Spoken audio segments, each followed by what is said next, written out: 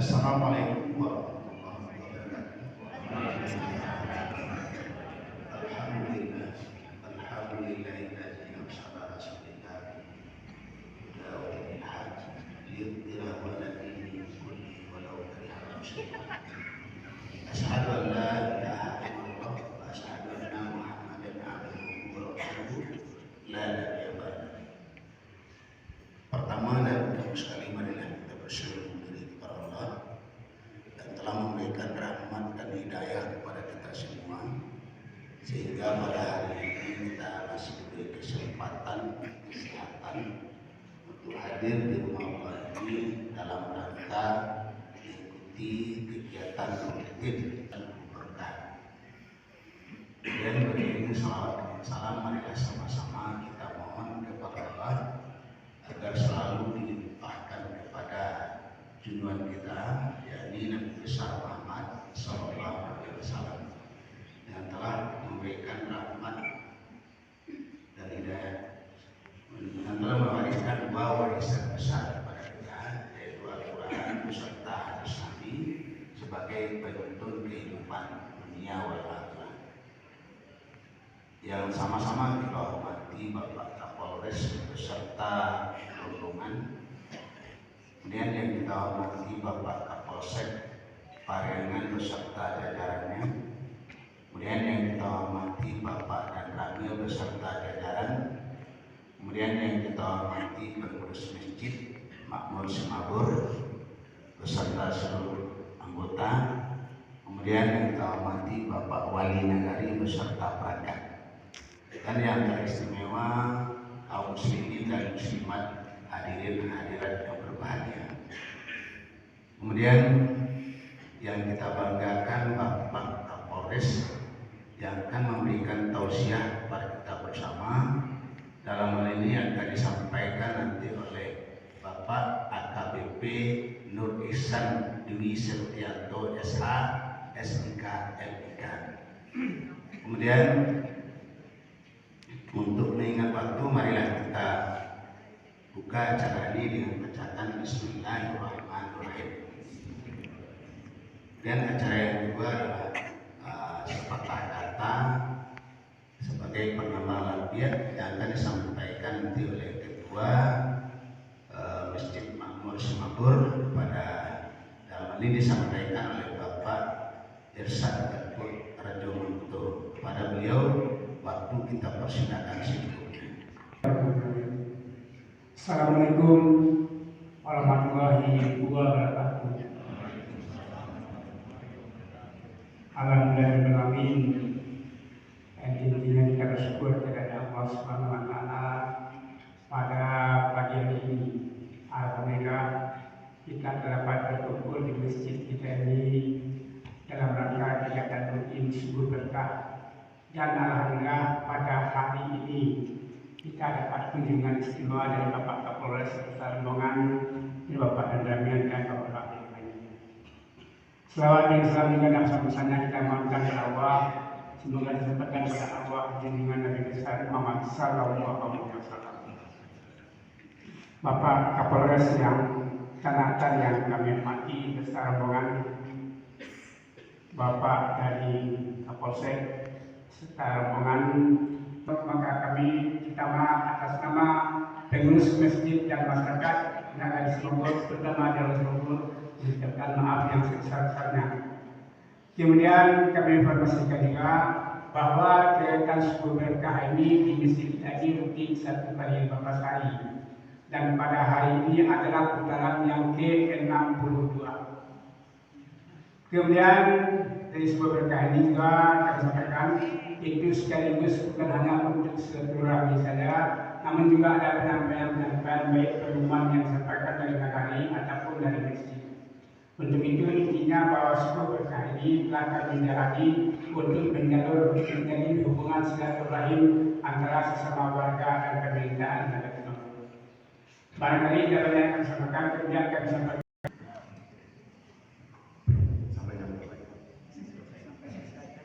Jam 11 siang. Bahaya kalau sudah ngomong, Bu. Bismillahirrahmanirrahim. Assalamualaikum warahmatullahi wabarakatuh.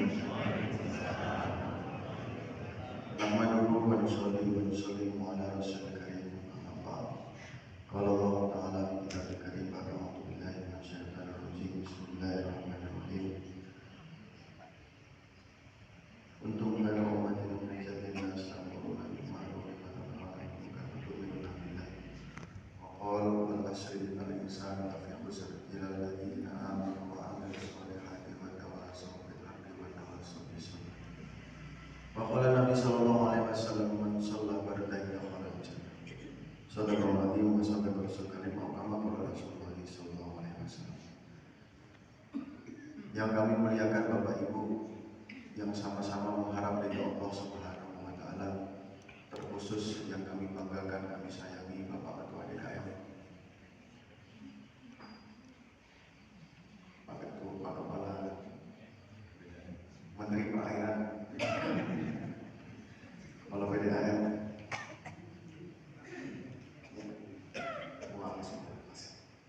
berarti kalau orang sini sudah pasang sini beliau, Pak Wali Nagari, Pak Kapolsek, Pak Danramil, beserta jajaran Pak Kasibes, Kodim 0307, yang sudah berapa jilid kita Pak? 27 jilid Pak, yang sudah selalu ikut dengan kami. Ini ulama, Pak yang belum disebut, jadi pandai Pak. Yang belum bisa saya sebutkan seluruhnya barangkali, yang sama-sama pasti kita mengharap pada Allah Subhanahu. Pak, itu daripada ini penting ke depan sedikit. Bapak Ibu yang dimuliakan Allah Subhanahu wa taala, bersyukur kita kepada Allah Subhanahu wa taala. Nabi SAW sampaikan, barang siapa yang sholat di dua waktu dingin maka Allah Ta'ala dengan surga. Sholat berdaya yang pelajar. Waktu dingin salah satunya adalah subuh. Mudah-mudahan kita dimasukkan oleh Allah Subhanahu wa taala ke surga yang Subhanahu wa taala. Amin. Sebenarnya bukan ceramah. Kalau ceramah nanti saya kepala sama para ustaz ya, para alim ulama. Saya datang sini beserta jajaran, beserta jalan dengan Pak Kasibes dan jajaran ini. Sebenarnya kita ingin bersama-sama berdiskusi, kita berpikir bersama-sama. Karena sesuatu yang tidak dipikirkan tidak akan jadi apa. Dulu Pak tidak ada namanya besi bisa terbang. Dipikir, akhirnya sekarang besi bisa terbang, bisa mengantar jemaah rombongan haji. Dari sini sampai Mekah. Dulu tidak ada namanya besi bisa mengapung di atas air, tidak ada. Tapi begitu dipikir akhirnya sekarang ada kapal kontainer. Ya kalau kapal Cina terus sekarang bawa satu kalinya itu 1000 kontainer sampai Indonesia. Karena dipikir. Nah sekarang kita mau berpikir bahwa ini apa yang perlu kita pikir? Sekarang kenapa di masjid itu masih kalah sama manusia? Kira-kira kalau besok hari Sabtu, ini hari Sabtu. Kalau nanti malam ada konser, kira-kira konser dangdut kan apa, dangdut koplo atau apa gitu. Kira-kira jemaah kita masih kalah atau sudah menang? Kalah kan? Kira-kira gimana? Baru kita pikirkan kan? Dan sepertinya seolah-olah 27 jilid semenjak pertama kali ada subuh berjamaah dari saya khususnya Polres Tanah Datar ini 27 ini. Rata-rata di pintu itu sepertinya tertulis masjid ini hanya untuk umur 40 tahun ke atas. Ini masih alhamdulillah ada anak-anak. Sepertinya 27 masjid kemarin tertulisnya seperti itu. Ada tulisannya masjid ini hanya untuk 40 tahun. Betul Bapak? Ini kan rata-rata 40 tahun ke atas semua ya? Ya ada sih Bapak Ibu remaja, tapi angkatan 65 gitu. Remaja pada masanya Pak ya? Bapak-bapak remaja pada masanya angkatan 65. Tapi bersyukur kita kepada Allah Subhanahu wa taala masih hidup dan kita dalam berkaram mulai berkarakan. Karena atas dasar perkara inilah Allah Subhanahu wa taala utus yang disebut dengan baginda Rasulullah sallallahu alaihi wasallam. Salawat serta salam senantiasa kepada beliau dan juga kepada Bapak Ibu itu yang harusnya kita pikirkan. Di mana kemenangan kita Di mana anak kemenangan? Di mana anak-anak kita? Anak-anak cuma kelihatan sedikit ya. Sekarang di mana? Itu. Ini perlu dipikirkan tak? Ya? Makanya datangnya kami di sini itu bukan hasil ceramah, tapi kita akan memikirkan pekerjaan kita yang paling utama, yaitu bagaimana kita membawa anak-anak kita taat kepada Allah SWT. Itu. Hari ini penyumbang kejahatan tindak pidana yang paling besar adalah pemuda. Hari ini penyumbang terbesar kejahatan tindak pidana adalah umur pemuda. Meskipun ada pemuda angkatan 45. Kemarin ada bapak-bapak maaf, menjauhi anak kecil. Ada bapak-bapak umur 51 tahun yang ada itu pemuda angkatan 65. Dan sepertinya, mohon maaf, kita sama-sama harus sadari bahwa sekarang anak kita tidak dalam keadaan baik-baik saja. Tidak dalam keadaan baik-baik. Tanggung jawab siapa Pak? Kalau cuma polisi saja, mohon maaf, secara tugas kami, secara tugas kepolisian dan juga dengan Bapak TNI sudah kami lakukan, tapi dalam hal penegakan hukum, represi. Kemarin dalam remaja juga. Kemarin ada yang berkelahi, remaja juga. Ada yang maling sapi, remaja juga. Narkoba, remaja juga. Dan yang terakhir yang paling besar itu barang buktinya 12 kilo. Di sini kalau dapat daging 12 kilo gimana? Satu orang dapat 12 kilo. Enak Pak? Ini narkoba 12 kilo. Kalau saya tanya kepada sama Pak Kasar saya itu, Pak Kasar kalau 12 kilo narkoba itu kalau dipakai rame-rame macam permen nano-nano katanya. Ada permen-nano ya, asiknya rame-rame itu bisa dipakai berapa orang?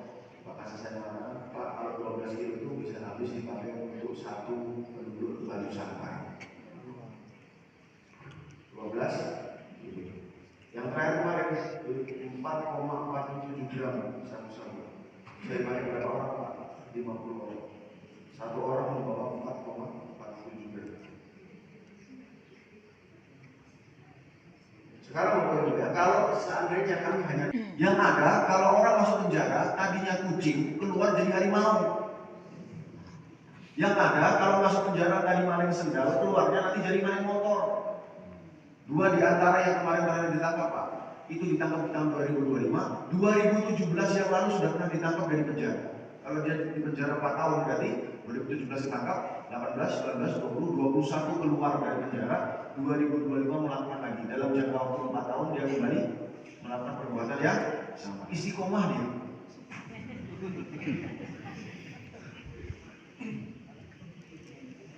Terus sekarang apa yang mau kita perbuat Pak? Sedangkan pekerja-pekerjanya Allah Subhanahu wa Ta'ala umurnya 40 tahun ke atas. Dan mereka telah meracuni daripada anak kemenakan kita. Yang sekarang ingin dibuktikan mereka tidak datang ke masjid. Maka Bapak Ibu ya, kalau bisa dianalogikan, sekarang ini tidak dalam keadaan baik-baik saja. Kejahatan sudah mulai. Ini seperti, mohon maaf, seperti keadaannya zaman baginda Nabi Shallallahu Alaihi Wasallam, yaitu zaman jahiliyah. Bu, zaman jahiliyah itu zaman apa? Hah? Apa? Bukan, Pak. Zaman jahiliyah itu zaman apa, Pak? Bukan, Pak. Zaman jahiliyah itu bukan zaman kebodohan. Jahil itu tahu tapi sengaja melanggar. Nih tembok putih, dicoret-coret sama mereka pakai pilok, ditanya, Dek, ini tembok putih kira-kira menurut pikiran kamu, kan kamu sekolah, kamu kuliah, boleh nggak dicoret-coret? Dia bilang, nggak boleh. Itu namanya jahil. Anak kecil, nggak suka nih digini-gini, apa digini-gini bu, ditoel gini-gini terus, kesel dia satu, dipukul, ceprot. Akhirnya dipanggil sama kepala sekolah orang tuanya, ini kenapa nih? Iya Pak, gara-gara ditoel. Kalau ditanya, Dek, kamu tahu nggak kalau kepala ini nggak boleh ditoel? Kalau dia bilang, tahu, tapi sengaja karena jahil. Zaman jahiliyah Bapak Ibu yang dimakan Allah Subhanahu wa Ta'ala, zaman jahiliyah itu tahu tapi sengaja. Mereka tahu ada satu Ka'bah yang punya siapa? Tuhan di atas langit. Tapi mereka membuat 360 berhala di sekitar Ka'bah. Setelah mereka tawaf di Ka'bah yang besar, mereka mengelilingi daripada berhala-berhala mereka yang jumlahnya 360 berhala. Itu namanya jahil. Mereka tahu punya anak tidak boleh dikubur hidup-hidup, mereka kubur hidup-hidup. Mereka tahu judi itu tidak boleh, mereka tetap judi. Mereka tahu narkoba, minuman keras tidak boleh, tetapi mereka tetap minum. Betul Pak? Sekarang harus kita sadari apa yang terjadi hari ini Bapak Ibu. Bahkan mohon maaf, kalau bisa saya analogikan kampung kita sekarang dalam keadaan sakitnya sakit stroke. Mohon maaf kalau Bapak Ibu ada yang menderita sakit stroke ini Pak. Sakit stroke ini mohon maaf. Tidak bisa makan rendang sampai 3 kali, betul? Tidak bisa lari-lari di Cidoan Mantor 12 putaran, betul? Sakit Pak. Mohon maaf kalau Bapak ada yang sakit stroke, saya doakan cepat sembuh. Ini hanya untuk analogi. Apa penyebab sakit stroke? Jantungnya yang bermasalah, pembuluh darahnya bermasalah. Pembuluh darahnya ada penyempitan. Betul Bu ya? Pecah sampai, kalau misalnya sampai pecah, dia akan meninggal dunia. Pak Dirjen juga stroke. Bapak yang mulia, Nabi SAW mensabdakan, masjid adalah jantungnya kampung. Masjid adalah jantungnya kampung. Sekarang kita akan mengevaluasi kenapa penyebab daripada keadaan ini semakin memburuk. Adanya zaman jahiliyah sekarang di tengah-tengah kita. Benar-benar nggak Pak?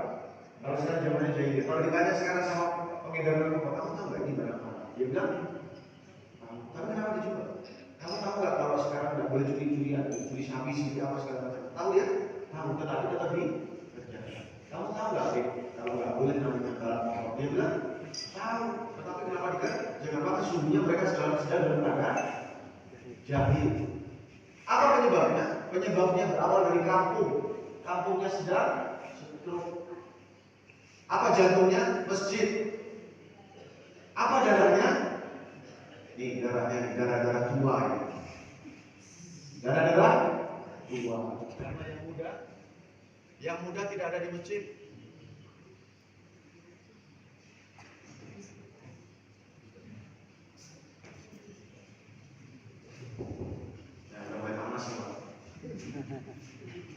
Karena darah mudanya tidak ada di masjid. Apa pembuluh darahnya? Pembuluh darahnya jalan bapak dari rumah ke masjid, masjid ke rumah ke masjid, masjid ke rumah ke rumah tetangga, ajak mereka masuk dalam masjid. Darahnya kosong, darahnya terhenti, darahnya macet sehingga akhirnya kampung kita jadi kampung stroke. Apa yang terjadi kampung stroke? Bandar narkoba ada di sana, perjudian ada di sana, baik online maupun tidak online. Kenakalan remaja, anak bunuh orang tua kawin sama anak kandungnya sendiri. Dan kejahatan-kejahatan yang lain. Artinya apa? Yang menyebabkan kampung kita kampung stroke adalah sebenarnya kita sendiri. Mohon maaf Pak, saya ceritakan. Saya sering menganalogikan. Contoh, satu orang kena narkoba. Kira-kira kalau saya kena narkoba, saya jadi bandar narkoba. Besok hari Sabtu minggu depan, anak saya mau menikah. Saya tertangkap hari ini. Kira-kira anak saya jadi menikah tidak? Tidak. Ya kalau dia masih kuat. Kalau tidak kuat, apa yang dia lakukan? Bunuh diri. Istri saya nggak berani datang ke pasar, anak saya nggak berani sekolah, itu yang terjadi. Mohon maaf sekali. Pembuluh darahnya menyempit sehingga akhirnya kampung kita menjadi kampung stroke. Saya tidak mau menyalahkan Pak, tetapi saya mau membangkitkan bahwa bapak-bapak saya kita semua ini punya tanggung jawab yang sama. Mau dia polisi, mau dia tentara, mau dia wali nagari, mau dia rakyat biasa, mau dia orang kaya, mau dia muslim, semua kalau mengaku sebagai orang beriman harus punya tanggung jawab itu. Pak, itu tanggung jawab wali nagari Pak, itu tanggung jawab bupati Pak. Tidak. Karena Allah Subhanahu wa taala melalui Nabi mengatakan bangunan negara ini berawal dari individu, bukan dari pemimpin. Pak, kalau kita mau menjadikan negara kita bagus Pak, kita pilih pemimpin yang bagus. Itu bukan teori yang sama dengan Quran dan hadis.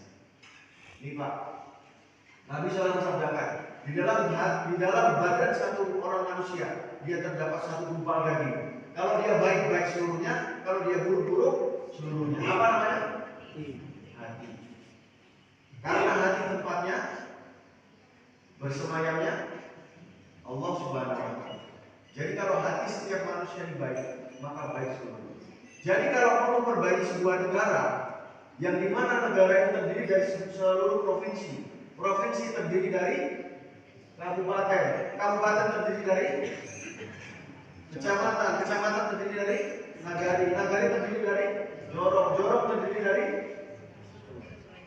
keluarga, keluarga terdiri dari individu, individu terdiri dari hati. Kalau mau ke negara baik, maka perbaiki hati-hati kita. Kalau hati-hati kita baik, maka keluarga akan baik. Kalau keluarga baik, maka jorong akan baik. Kalau jorong sudah baik, maka desa nagari akan baik. Nagari baik, kecamatan baik. Kecamatan baik, maka kabupaten baik. Dan kabupaten baik, maka akan negara akan baik. Yang disebut dengan negara madani, Baldatun Thayyibatun wa Rizqun Ghafur, artinya adalah perbaikan dari hati masing-masing individu. Nah, sekarang di mana tempat perbaikan hati? Bu, kalau saya punya motor namanya Yamaha Mio, rusak dibawa kemana? Iya, saya tahu bengkel, mungkin nggak tahu. Bengkel motor, motornya merek Yamaha, karena di sana ada bengkel motor merek khas punya Honda, betul? Sampai masuk ke dalam bengkel motor Yamaha pun nggak bisa kalau dia bukan teknisi yang metik. Harus metik kan begitu, kalau manual nggak bisa dia, tidak sesuai dengan SOP-nya, sesuai dengan caranya. Maka kalau saya punya motor Yamaha, Mio, maka saya bawa bengkel motor, motornya motor Yamaha, Yamaha-nya punya metik. Itu motor harus tepat sasaran. Bagaimana hari ini kita akan merubah sebuah bangsa? Bagaimana hari ini kita akan memperbaiki bangsa?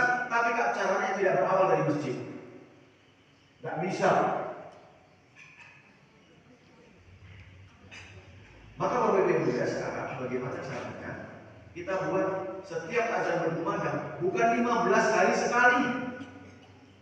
Pak, bukan 15 hari sekali subuh bergeraknya. Setiap subuh bergerak. Setiap sholat berjamaah bergerak. Bagaimana 100% laki-laki balik di setiap masjid di tanah datar ini, 100% laki-laki baliknya azan berkumandang semuanya masuk ke dalam masjid. Setuju Pak? Setuju Pak? Yang ngerjakan siapa Pak? Polisi, Polres Tanah Datar.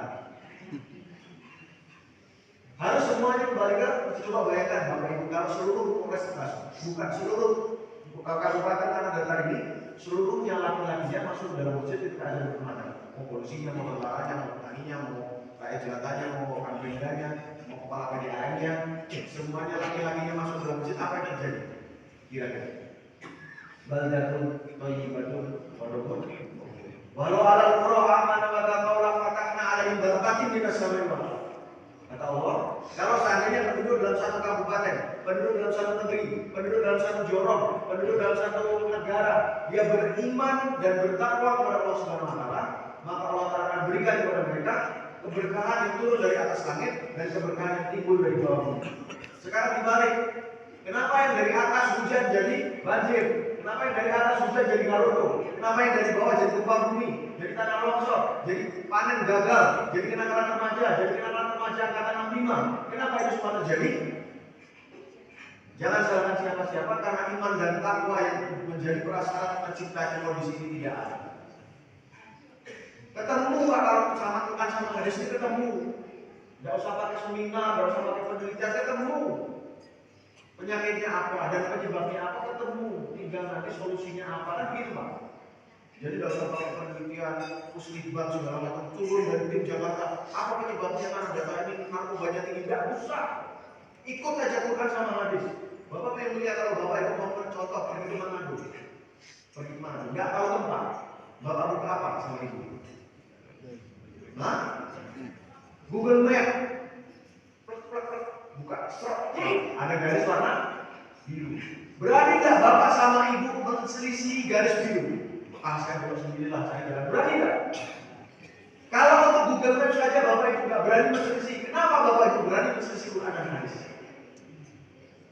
Nggak ikut caranya Quran dan hadis. Betul Pak? Makanya saya baru ketemu nih. Kalau di Jakarta, di mana gitu ya, kalau ngaji nggak pernah dikasih Quran di depan meja dan di sini Pak. Jadi Bapak Ibu ya, untuk mengangkat falsafah ada bahasa Indonesia secara bisa 50 itu, caranya juga harus pakai Quran dan hadis. Maka caranya adalah bagaimana caranya Nabi SAW membuat zaman jahiliyah menjadi zaman terang yang sekarang sebenarnya juga masih gelap kan gitu. Kalau yang terang masih yang baru terang. Cuma hati-hati kita ini masih gelap.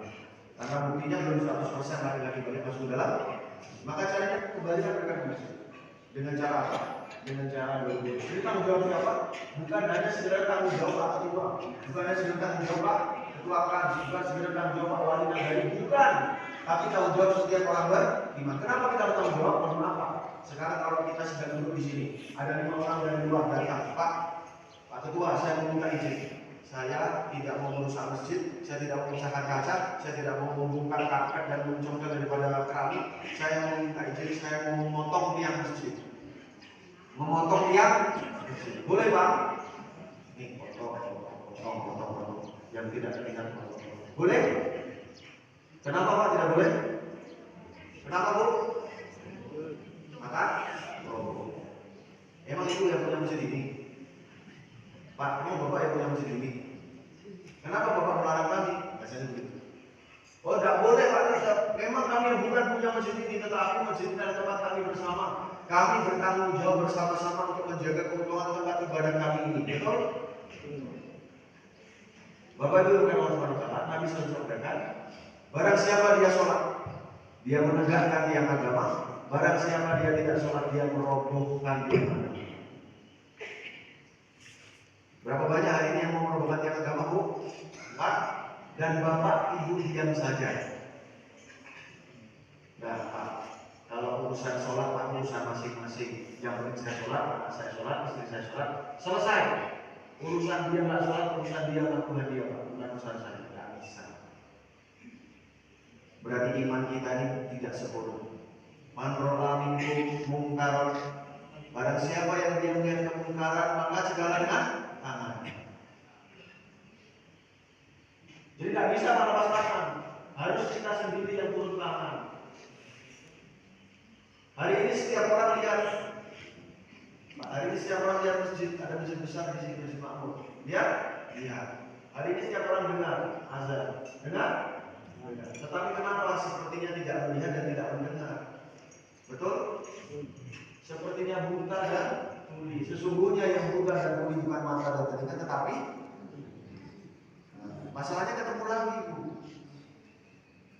Kalau ada orang buta sama tuli di tengah rel kereta api di Padang Pariaman, di tengah rel duduk dia, apa yang Bapak dan Ibu kerjakan? Pak, kalau tiba-tiba ditarik, Pak, kita dipukul. Apa Bu yang dikerjakan? Yang pertama pasti kita menolong, betul? Caranya diberi WhatsApp, awas Pak, ada kereta api. Begitu? Buta sama tuli. Cara terbaik adalah jangan ditepok-tepok, Pak, awas ada kereta, buta dan tuli.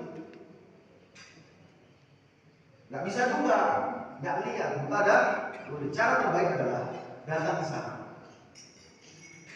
pegang tangannya, dielus-elus punggungnya, diangkat pelan-pelan, dipindahkan. Betul Pak? Jadi kalau hari ini ada tetangga kita yang tidak sholat, padahal Allah mengatakan inna sholata tanha 'anil fahsya'i wal munkar. Kalau pencegahan kejahatan saja sudah cukup sebenarnya ketika seseorang ini masuk masjid sholat, Pak, sudah cukup kan tahu? Inna sholata tanha 'anil fahsya'i wal munkar. Jadi sekarang tidak mungkin ada orang jahat masuk dalam masjid apalagi sholat subuh berjamaah. Betul kan?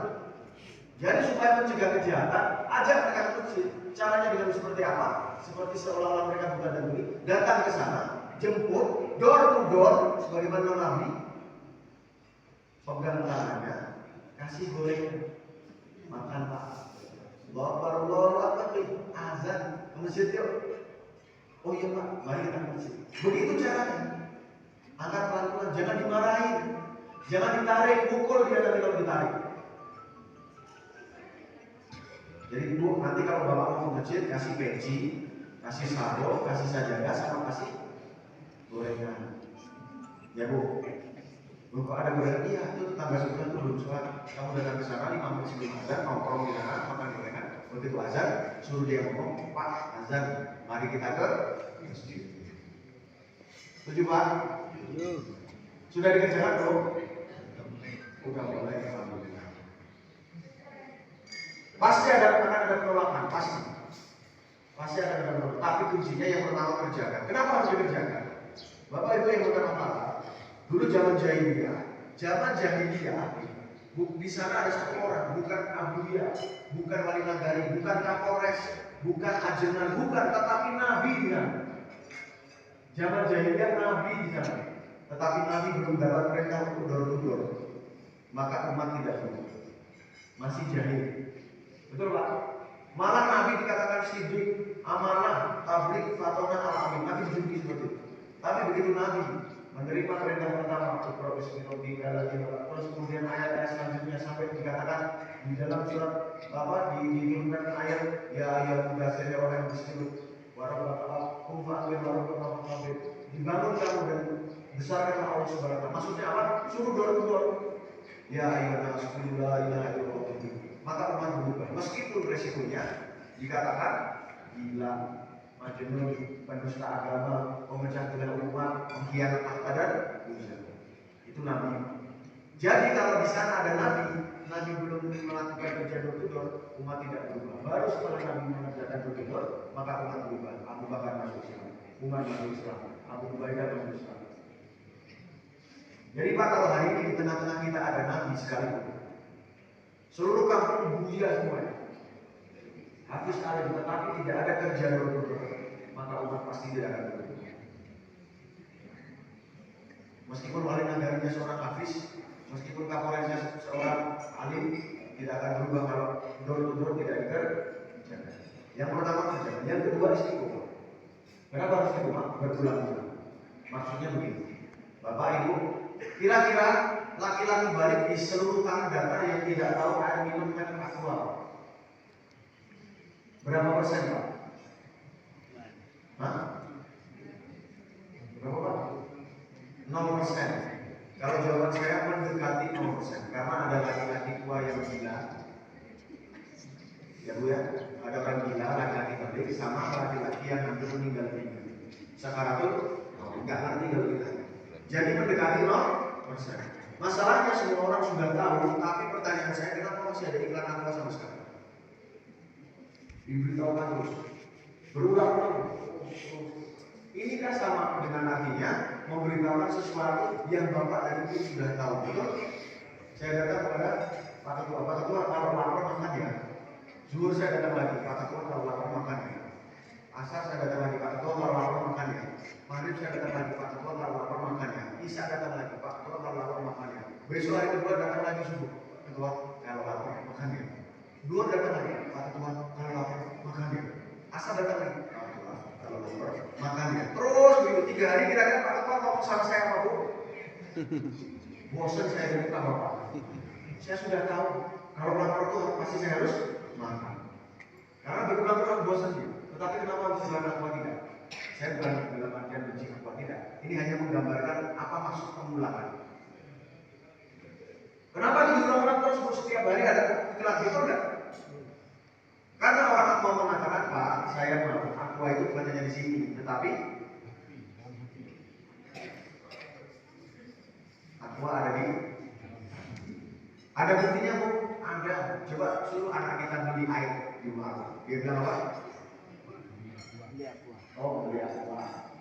Padahal yang beli Amia kan gitu. Itu buktinya berarti Aqua sudah ada di dalam.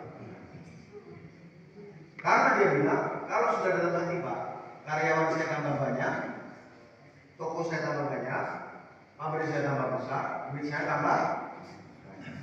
Karena Pak, kalau tidak saya iklankan Pak, boleh jadi 5 tahun tidak ada efek, boleh jadi baru mulai 10 tahun, akhirnya Aqua tidak terkenal lagi karena yang dari sini tercabut, yang dari sini tercabut, sehingga akhirnya saya bangkrut, karyawan saya pecat, pabrik saya Bu, di mana sekarang ada sabun batangan merek B29? Di mana? Di mana Pak? Sabun batangan merek B29.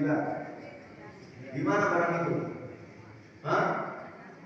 Kenapa tidak ada sekarang? Ini yang polisi-polisi muda kan, tapi ya Pak, sabun batangan merek B29. Di mana Pak? Kenapa tidak ada? Karena tidak di. Sekarang saya rubah pembicaraan. Berapa banyak laki-laki balik di tanah datar ini yang nggak ngerti kalau nggak sholat itu dosa masuk neraka? Berapa banyak laki-laki balik di tanah datar yang nggak ngerti kalau nggak sholat itu dosa dan bisa masuk neraka? Berapa banyak Pak? Hah? Berapa persen? Hah? 99 yang apa Pak? Yang nggak ngerti? Berarti semuanya nggak ngerti? Saya tanya sama anak kecil ya. Benar? Anak kecil itu tahu deh kalau nggak sholat masuk neraka masuk surga. Loh, anak kecil aja tahu Pak. Saya kembalikan lagi berapa banyak berapa persen laki-laki balik di tanah datar yang nggak ngerti kalau nggak sholat itu dosa. Jawabannya sama, mendekati 0%. Betul? Tapi kenapa masih tetap tidak sholat mereka? Kenapa tidak sholat? Karena sholat tidak dihati. Jawaban aslinya adalah Pak, karena iklannya terhenti. Karena iklannya terhenti, jadi yang sholat tadi di hati tercabut, sholat yang di kepala tercabut, sehingga dia mengatakan Pak nggak sholat nggak apa-apa. Nanti aja Pak kalau sudah umur 50 tahun baru sholat. Kenapa? Karena iklannya terhenti. Alias kata, Bapak dan Ibu hanya mengatakan yang penting saya sholat, keluarga saya sholat, istri saya sholat, orang lain nggak sholat urusan dia Pak, bukan urusan saya. Maka kembali lagi kepedulian kita. Yang kedua adalah istiqomah, berulang-ulang terus supaya sholat yang di sini masuk ke dalam hati. Kita berpikir tentang hasil. Jangan berpikir tentang hasil. Orang mau ikut, orang tidak ikut, jangan usah dipikir. Yang penting kita sudah kerjakan. Dengan alasan di man ahbabta walakin Allah yahdi man yasha. Baik Muhammad, sesungguhnya kamu tidak bisa memberikan hidayah kepada orang yang kamu sayangi Muhammad, tapi sesungguhnya aku yang bisa memberi hidayah kepada mereka yang aku kehendaki. Itu kata Allah.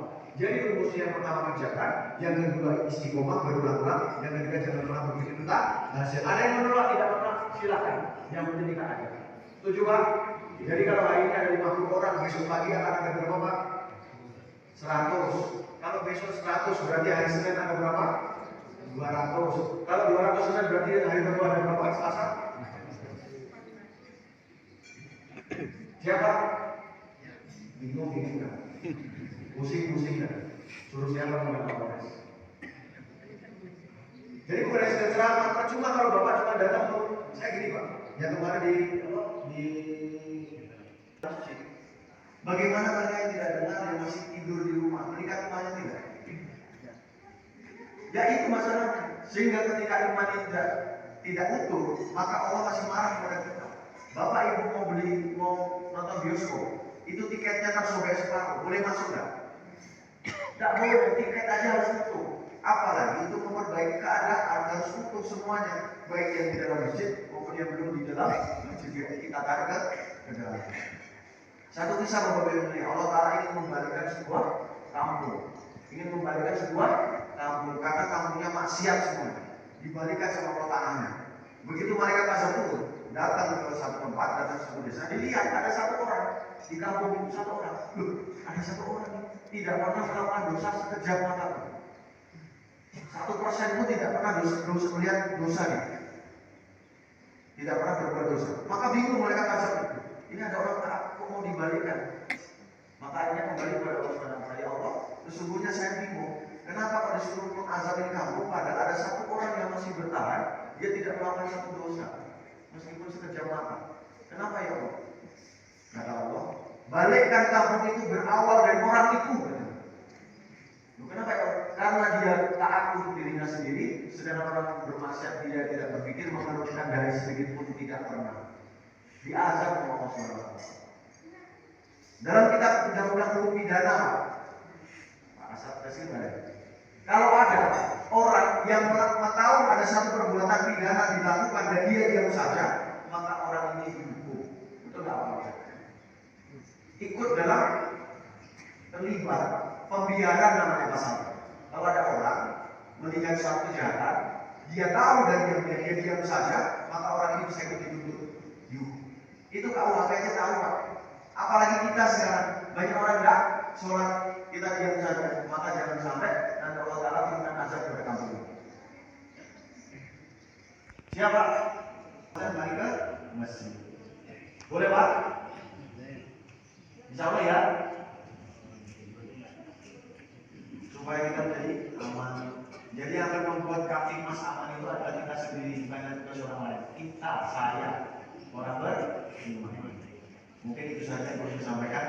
Jadi Pak, alhamdulillah sudah 27 masjid yang kami latih, kasetnya sama seperti ini. Saya secara pribadi dan secara institusi dan juga aparat keamanan mengajak kepada Ibu untuk menciptakan harapan itu. Kalau Bapak Ibu berkunjung ke Polres, di sana ada tulisan, ada harapan kami secara kedinasan. Nomor 1 adalah tingkatkan iman dan takwa dengan asas kembali ke surau kami untuk mengangkat falsafah ada bahasa isyarat cara bersanding kami. Bapak Ibu saya bukan orang Minang, tapi saya sayang dengan falsafah. Sekali lagi saya bukan orang Minang, tapi saya sayang dengan falsafah. Jadi saya mohon kembalikan falsafah kita yang hari ini sudah sepertinya hanya sekedar slogan. Kita kembalikan, dan saya tahu Pariangan ini adalah desa yang menjadi lahangan Luo. Di sinilah sumber daripada orang-orang Minang. Saya tidak rela kalau orang Minang tidak menjadi orang Minang yang segar, yang dia tidak menjalankan falsafah ada bahasa isyarat. Saya ikhlas. Makanya kami mengambil falsafah ini supaya apa? Anak Batar khususnya menjadi anak Batar yang madani, bergatul, menyibatul, warahmatullahi. Dari mana asalnya? Dari surau. Saya tahu Buya Hamdan itu mengatakan rohnya surau kami. Sekarang kita tulis bersama-sama kembali ke surau kami. Dan saya juga tahu kalau anak-anak itu tidak boleh kalau dari surau. Betul Pak ya? Semuanya pendidikan berawal dari surau. Surau adalah universitas kehidupan kita, universitas kehidupan kita. Di situ dididik yang namanya adab, di situ dididik yang namanya Al-Quran, di situ dididik yang namanya pendidikan usia dini. Maka kembalikan setiap orang ke dalam surau kita. Betul Pak ya? Tidak salah kan saya? Sudah dihitung belum? Belum Pak, sudah dihitung belum Pak? Lagi-lagi Pak. Gampang hitungnya Pak. Itu kalau sholat Jumat hitung aja, satu saat ini kadang-kadang 40, berarti 40 kali berapa saat? Itulah penduduk asli. Kalau mau lebih asli lagi, ketika sholat hari raya Idul Adha, karena semua orang menunggu daging kurban, penduduk asli. Dikurangi dengan penduduk musola ataupun surau. Nanti ketemu penduduk aslinya. Jadi nanti kalau saya tanya Pak Ketua berapa jumlah laki-laki balik? Berapa? 1427. 1427, Bapak progres berapa tahun? 1 tahun, 6 bulan. Nah, berarti kalau 1427 dibagi 6 atau dibagi 12. Caranya gampang. Kasih ranking pertama di ranking yang dia sholat ke masjidnya 1 tahun sekali atau 1 tahun 2 kali. Itu ranking pertama. Kalau Ustadz ranking terakhir. Dibawakan gorengan aja, nggak usah diajak ke masjid. Ustadz nggak tahu. Ranking pertama karena apa? Penggunaan narkoba, mohon maaf saya kasih bocoran. Kelihatan di masjid daripada diam-diam tapi tidak pernah ke masjid. Tahu-tahu Batang lawan Batang, Pedang lawan Pedang. Tahu ya? Pedang-pedang. Mohon maaf LGBT. Kemarin ada minggu pertanyaannya susah sekali saya jawab. Barangkali boleh Pak? Oh ada diskusi. Boleh Pak ya? Bertanya? Boleh sekarang kalau ada yang bertanya? Seperti apa yang Bapak sampaikan tadi, yaitu melaksanakan himbauan secara tertutup. Kami di Masjid Makmur sudah memprogramkan yang namanya mensolatkan orang hidup. Setelah kami mensolatkan orang hidup itu artinya mengajak orang-orang yang hidup untuk sholat. Program itu kita laksanakan itu kita lakukan door ke rumah. Tapi belum maksimal. Jadi sudah kita kerjakan, tapi kita terbentur tindak seluruh kita yang bekerja. Nah, jadi kami berharap apa trik yang bisa kami lakukan supaya kegiatan ini dapat kita laksanakan dengan sebaik-baiknya.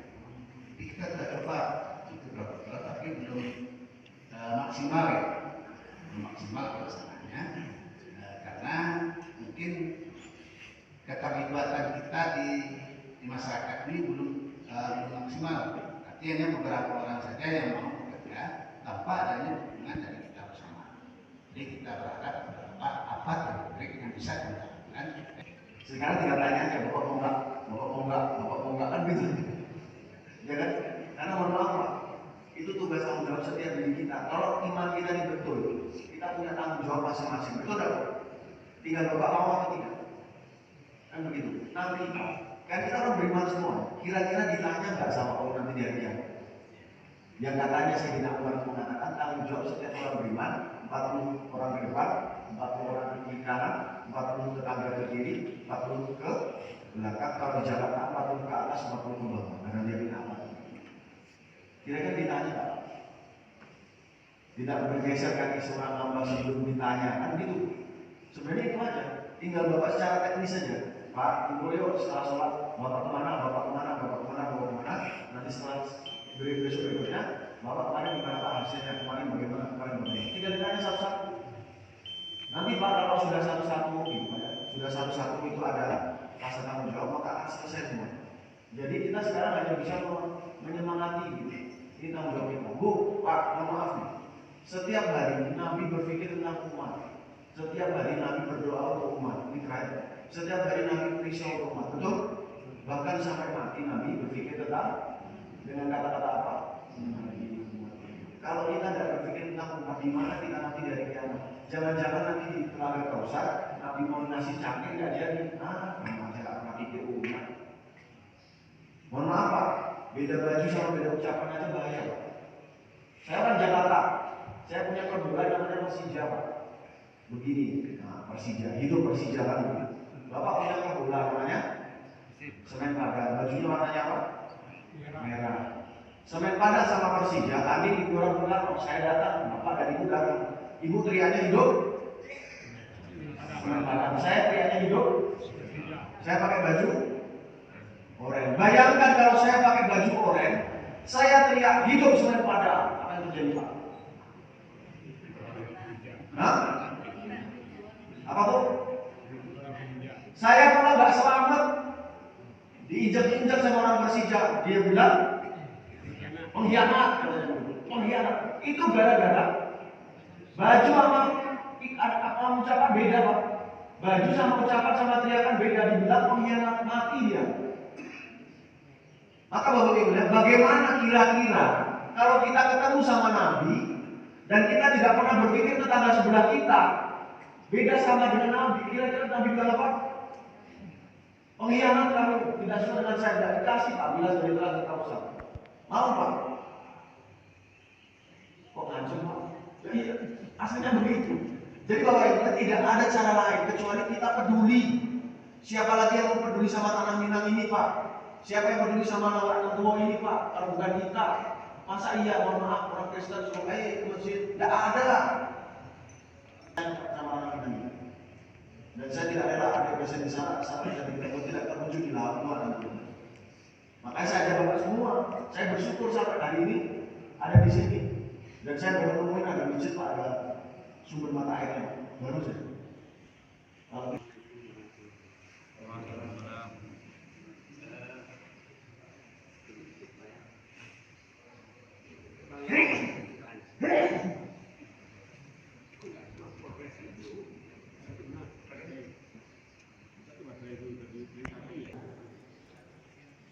Kapolres itu adalah orang-orang yang tahu agama. Seperti Bapak, mungkin lebih murah untuk merubah masyarakat. Tapi kalau hanya pengurus masjid atau ustaz, itu sulit untuk didengar oleh masyarakat. Jadi, bagaimana kiatnya pemimpin yang punya wewenang ini karena lebih didengar daripada para ustaz, para pengurus masjid. Bisa seperti itu. Nah, ini yang pertama. Yang kedua, masih banyak di antara masyarakat yang door to door itu sesat. Door to door sesat. sehingga tidak diberikan ruang. Bagaimana mengatasinya Pak? Begitu saja dulu Pak. Assalamualaikum warahmatullahi wabarakatuh. Pemimpin yang beriman. Kembali lagi Bapak Yang Mulia, pemimpin itu lahir dari masyarakat. Pemimpin yang ada sekarang lahir dari masyarakat. Jadi bagaimana caranya menciptakan pemimpin? Menciptakan pemimpin dari masyarakat. Kembalikan dia ke sini. Sekarang saya tanya, apakah di negara ini pernah dipimpin satu orang yang alim? Pernah Pak. Ulama, di atasnya ulama bahkan. Siapa? Gus Dur. Apakah pernah berubah? Jadi ujinya bukan sekedar pemimpin, tetapi dari bawah tadi yang saya sampaikan. Nanti dengan sendirinya ketika dari bawah itu baik. Ketika hati seorang pemimpin seperti setan sekalipun, kalau setiap orangnya sholat, inna sholat akan hari fasya lakukan, maka nanti yang hatinya penjahat, hatinya setan akan berubah menjadi malaikat. Sebaliknya, meskipun pemimpinnya hati seorang nabi, hati seorang malaikat, kalau masyarakatnya tidak sholat, maka Allah tidak ridho. Maka akan dibuat kekacauan-kekacauan sehingga akhirnya pemimpin juga kita tidak bisa membuat apa-apa. Bukan tukang panci yang bertudur itu sesat. Ada tukang panci yang bertudur, ada ya. Kalau bicara ada, panci ibu bisa kredit, gitu. Bisa kita bilang sesat. Sekarang jualan parfum door-to-door Pak. Jualan rokok door-to-door. Jualan panci door-to-door pakai sales. Door-to-door kan sales Pak. Di Ciduamanto udah mulai ada jualan rokok pakai perempuan lagi. Nggak ada hubungannya rokok sama perempuan itu udah ada. Tapi untuk melakukan produk, untuk membuat supaya produknya laku, maka dipakai perempuan-perempuan. Mohon maaf. Itu yang disebut dengan door-to-door sebenarnya. Tapi apakah itu disalahkan? Tidak. Tapi kenapa untuk agama tidak boleh door-to-door? Masalahnya di mana? Karena kita belum membaca Quran. Bahkan ketika orang, mohon maaf, ketika orang diam dari door-to-door menjumpai untuk melakukan suatu kebaikan, maka Allah akan derajatnya. Orang yang mendapatkan agama, maka Allah akan derajatnya. Bahkan bukan hanya manusia, burung hud Allah cantumkan dalam Al-Quran karena apa? Dia door-to-door.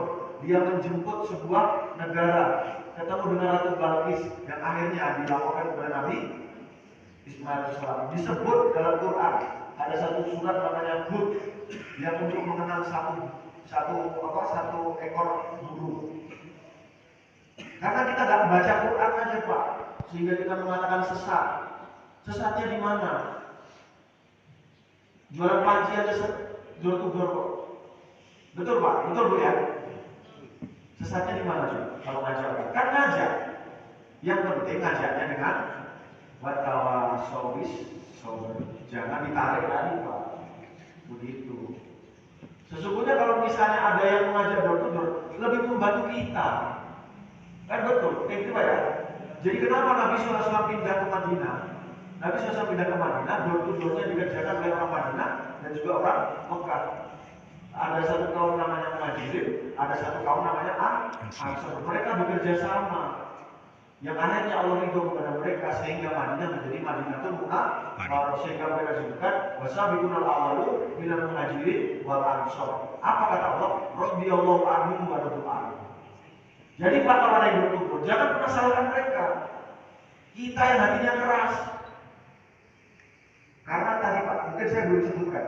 Kalau bertutur dikerjakan akan ada 4 orang tipe. Mudah-mudahan yang terakhir ya, udah panas baterainya. Ada 4 tipe Pak. Kalau ada bertutur, kadang ada ajakan, ada hasilnya 4 orang. Yang pertama Abu Bakar. Abu Bakar kata ulama, jumhur ulama mengatakan, ketika diajak masuk Islam, dia tidak pakai pikir-pikir. Tidak pakai pikir-pikir Pak. Masuk Islam tidak pakai pikir-pikir. Ada orang hari ini seperti Abu Bakar, ada lagi kerja. Assalamualaikum, azan, iya, masya Allah, sebentar, dulu. Dia pakai sarung, ambil sarung, ayo kita sama-sama masuk. Tidak pakai pikir-pikir. Yang nomor 2, Abu Sufyan.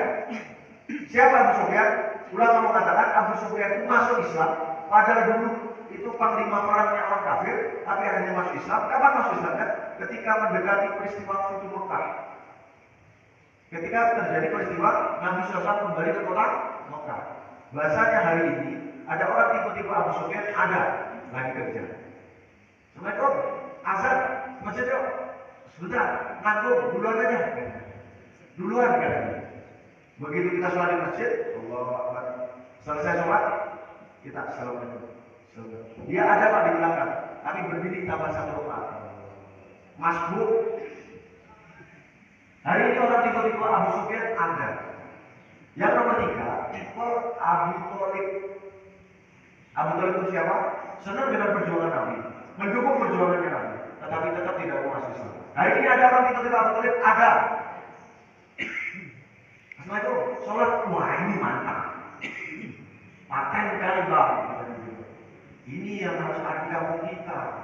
Ajak mengajak ketika waktu sholat door to door. Cuman bang, kalau mengajak memang sudah sholat. Masih banyak orang yang belum sholat. Saya di rumah aja, titip salam sama Allah ya.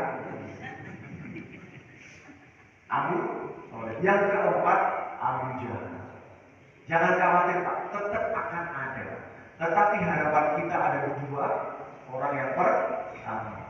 Tadi saya disebutkan, yang penting kerjakan. Karena Nabi ada, Nabi tidak bekerja terus, maka umat tidak berubah. Sebaliknya, ketika Nabi kerjakan, umat berubah. Harapannya 2 tadi. Itu secara ilmu historis dapat Pak. Yang penting Bapak atau Ibu mau kerjakan atau tidak, itu saja. Sekarang saya tanya, Bapak mau kerjakan tidak? Bapak sebelah sini mau kerjakan tidak Pak? Ibu mau kerjakan tidak?